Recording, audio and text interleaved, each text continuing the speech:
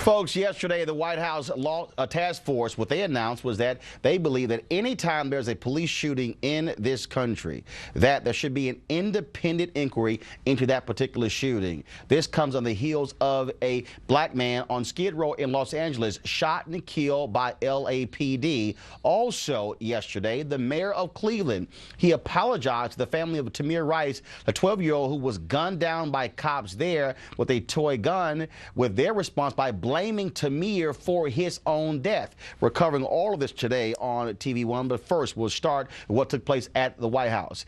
President Barack Obama organized a task force, a police task force, to look into or offer recommendations on how to better relations between police and also citizens and how to deal with various shootings across the country. This was announced in the wake of the shooting death of Mike Brown, plus the death of Eric Garner by NYPD. The biggest recommendation by the task force, there should be an independent inquiry in terms of all shootings. Here's President Obama yesterday.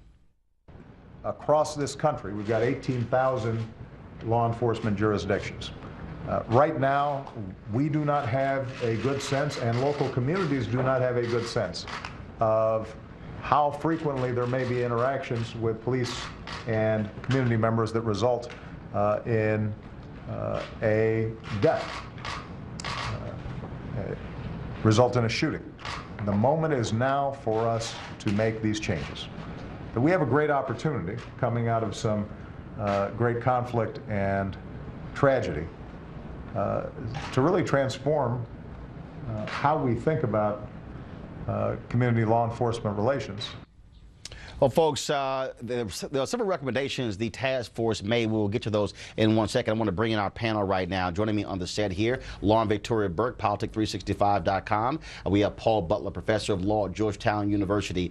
He is also a former federal prosecutor. Erica Totten with the Black Lives Matter movement. Certainly glad to have you here. Also joining us on the phone from Los Angeles is community activist Najee Ali, and also the former mayor of the Detroit Police Department, Ralph Godby, joins us via Skype. And so I want to thank everybody for being here. Ralph, I want to go to you first.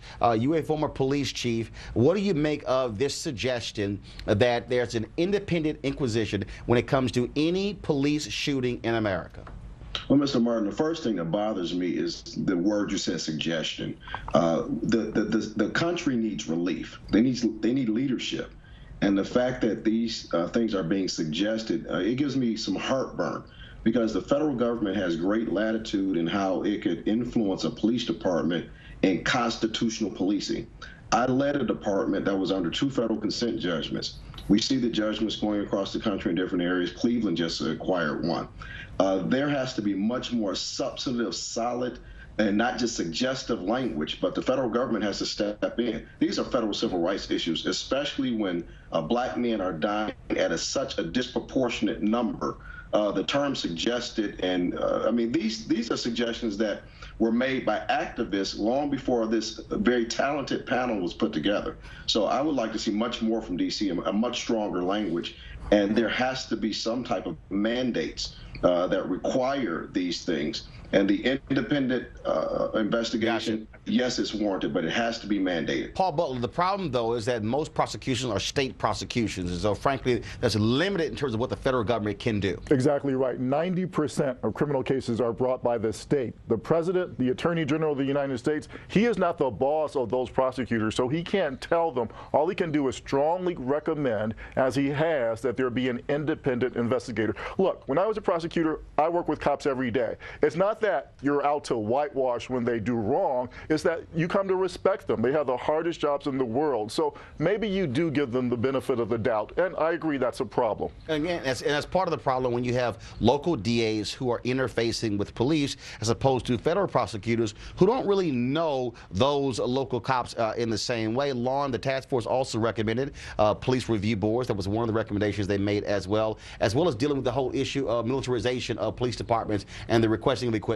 Right. They got into militarization only a little bit. I actually think the White House is not against Program 1033. They're not really strongly against it. But Ralph is right when he says that these are the same types of things that activists have been saying for years. These are the things we've heard for years. The suggestion there should be an independent prosecutor or an independent, investigator on a police shooting. We've been hearing that for years. So at some point, this does have to get out of the realm of just proposing things and task forces and has to move forward. There does have to be a state effort on this particular, on the independent grand jury law. There's already a federal one, but there has to be a state effort on it as well. Erica, what do you make of it?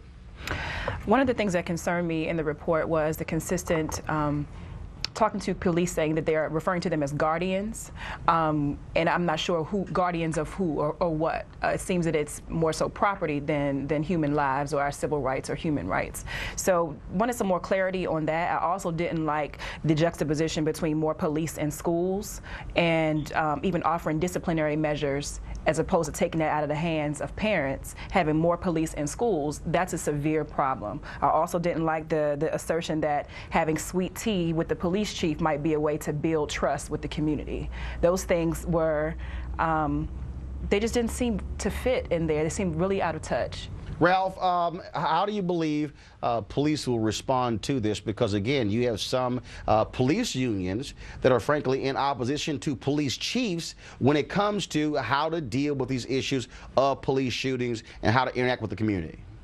That's a cultural issue in law enforcement, and you have to have chiefs to have the resolve, number one, to understand the complexity of constitutional issues, and number two, have the will, and you've seen it in departments across the country. Bill Brad in LA, they came out of consent judgments. Detroit came out of a consent judgment, with significant change to constitutional policing.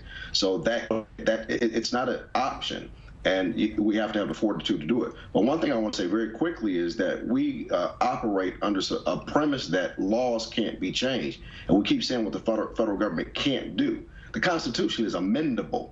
There are 26 amendments to the U.S. Constitution. So I don't want to hear what we can't do. There has to be a resolve to protect black men who are disproportionately being killed by police. Hold tight one second, Ralph. I got to go to a break. When we come back, folks, we're going to talk about this shooting in Los Angeles. Roll the video, please.